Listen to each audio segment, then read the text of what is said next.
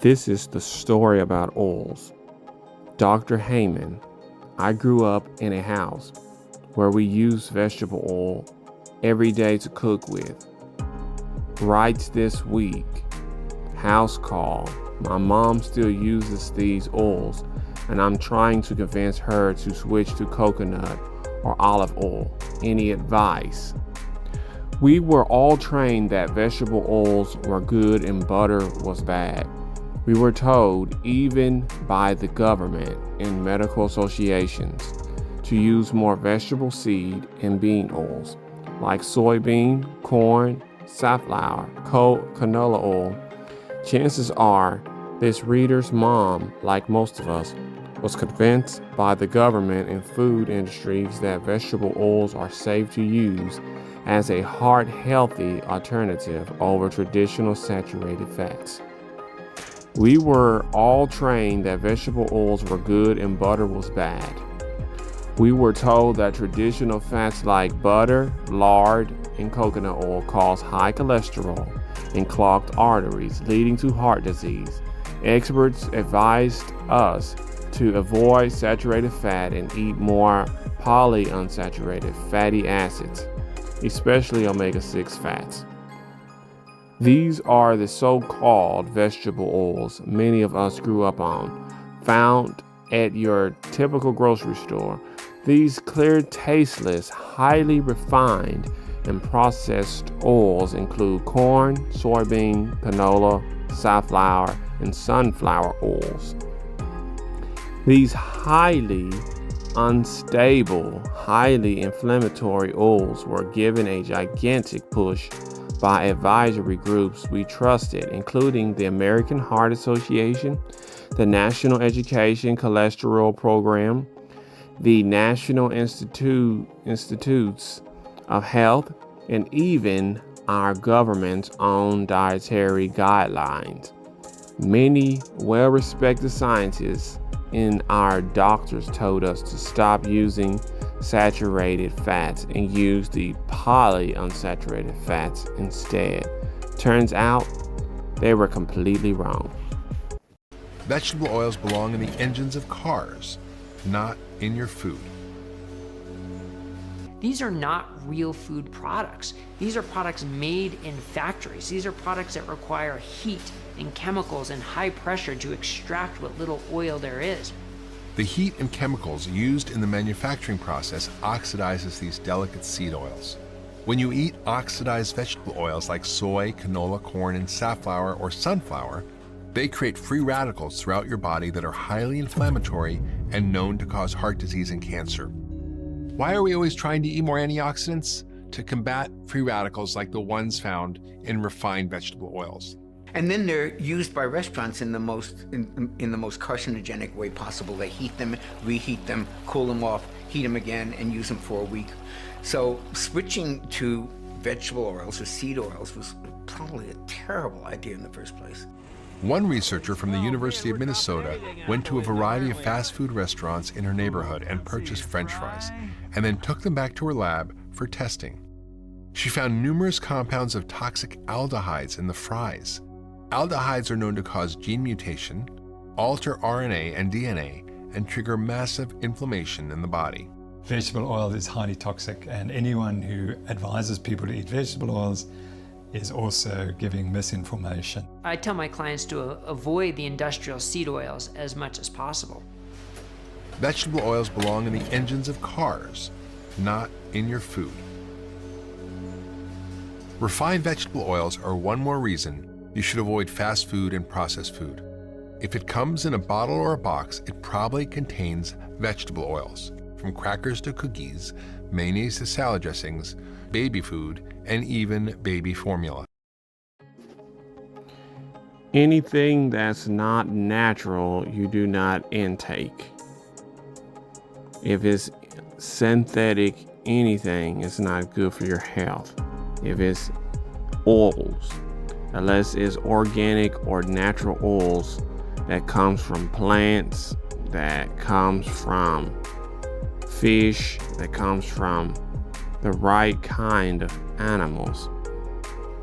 Anything that's synthetic is not good for your health. And that's why it's important to watch this next clip to learn more about which oils are good for your health and which oils are not good for your health. Because it's very important.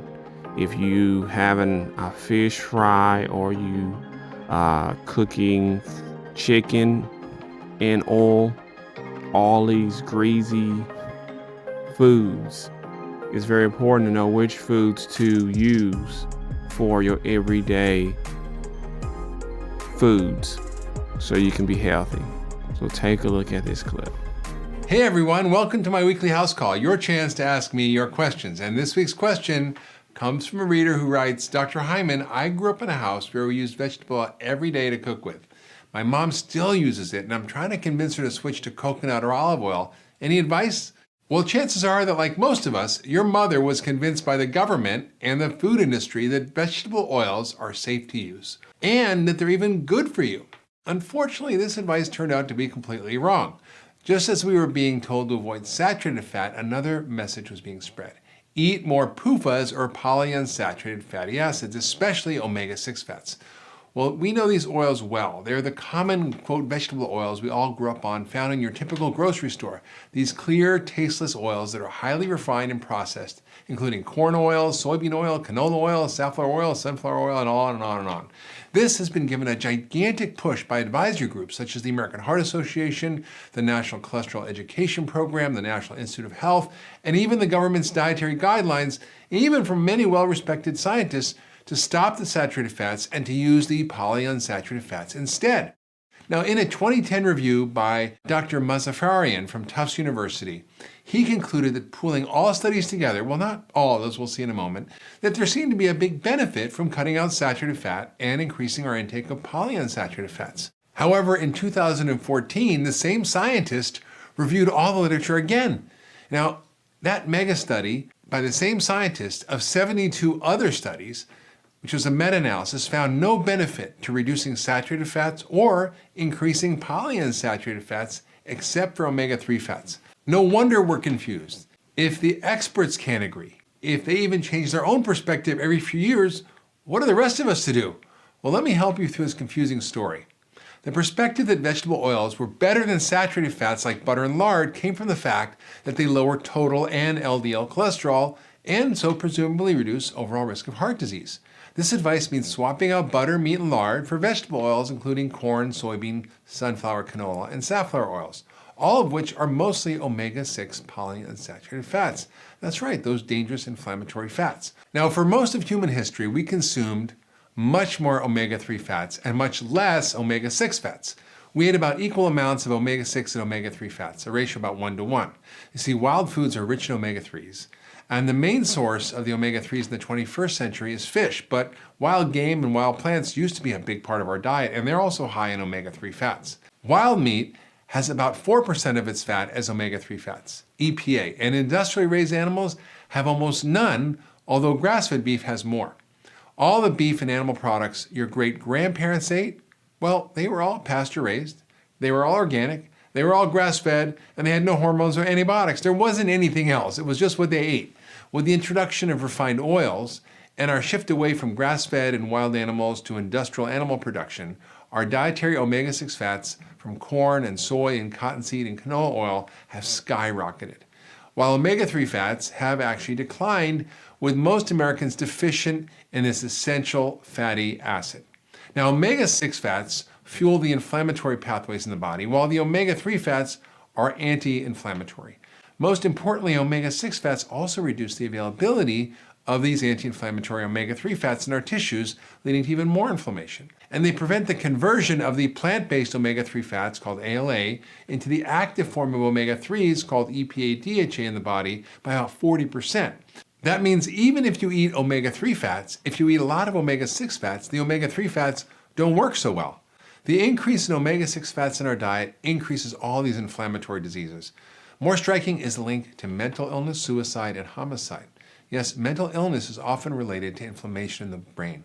See, the work of Dr. Joseph Hildman from the National Institute of Health has researched the impact of omega-6 oils on our health. He explains that the overconsumption of omega-6 fats and the underconsumption of omega-3 fats has significant consequences for our health, including but not limited to increases in heart disease, type 2 diabetes, obesity, metabolic syndrome or prediabetes, irritable bowel syndrome, inflammatory bowel syndrome, macular degeneration, which is eye damage and blindness, rheumatoid arthritis, asthma, cancer, and psychiatric disorders, and even autoimmune disease.